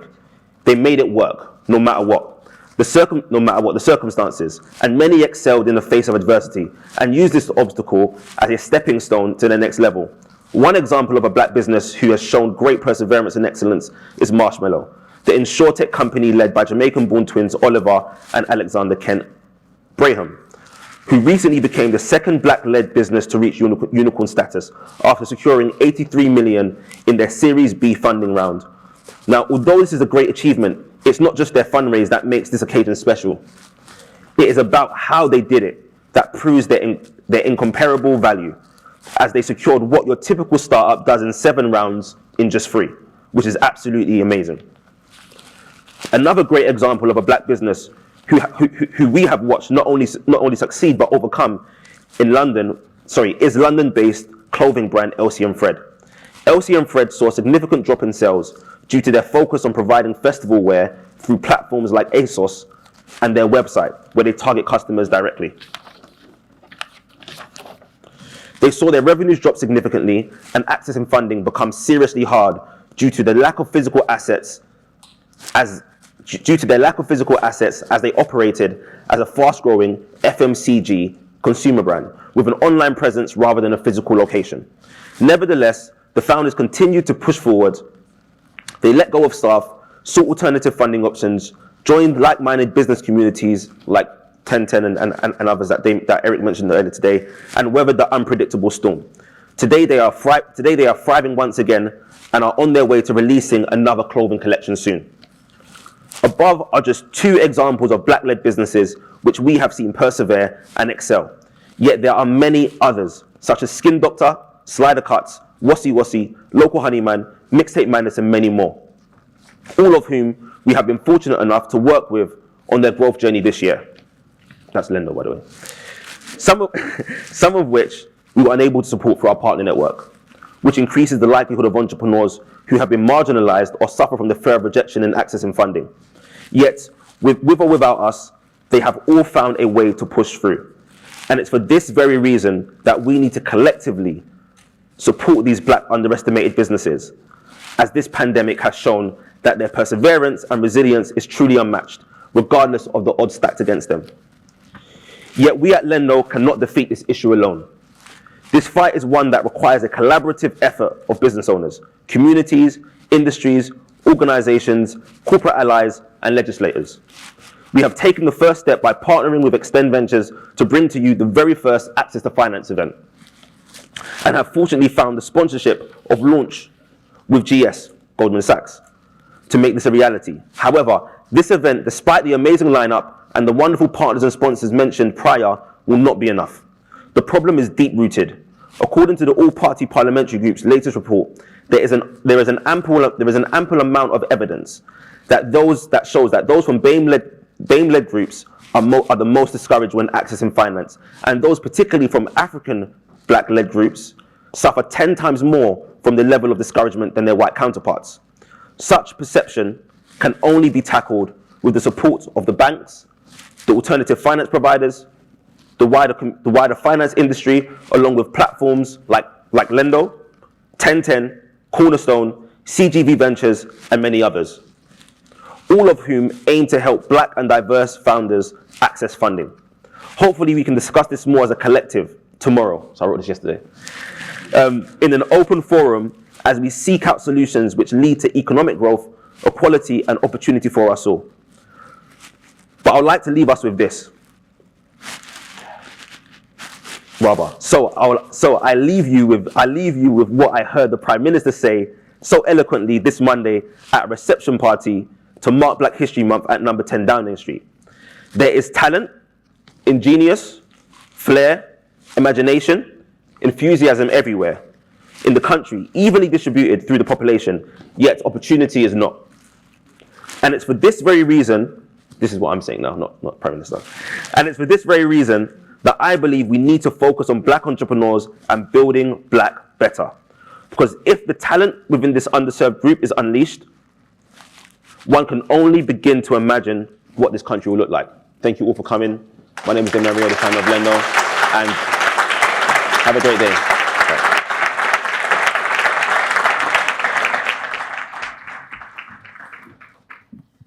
So, beautiful people, can we give Demi one more massive round of applause for not only being the CEO and founder of Lendo, but also putting this together. We have officially come to that time where we are going to have to leave you, but has everyone had a good time today? Okay, that was quite convincing, guys. Give yourselves a round of applause. Well done. Amazing. Before we go, guys, what are the 3 things that we're going to take away? I mentioned them earlier, just because. What are the 3 things? Let's see if you guys were listening.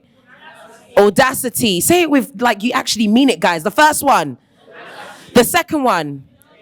Woo, some of you guys were not listening. Lord, let's try that again. Number 1. The second one. And the third one. Thank you so much. My name is Nisi T, content creator, speaker, entrepreneur, and your host for today. It has been an absolute pleasure having you. Make sure you get home safe. If you do want to stay, by the way, to network, you can do so in the lobby over there. But please make sure you take everything with you, and please continue to push as we continue to succeed and pave the way for further generations. Thank you. Take care. God bless.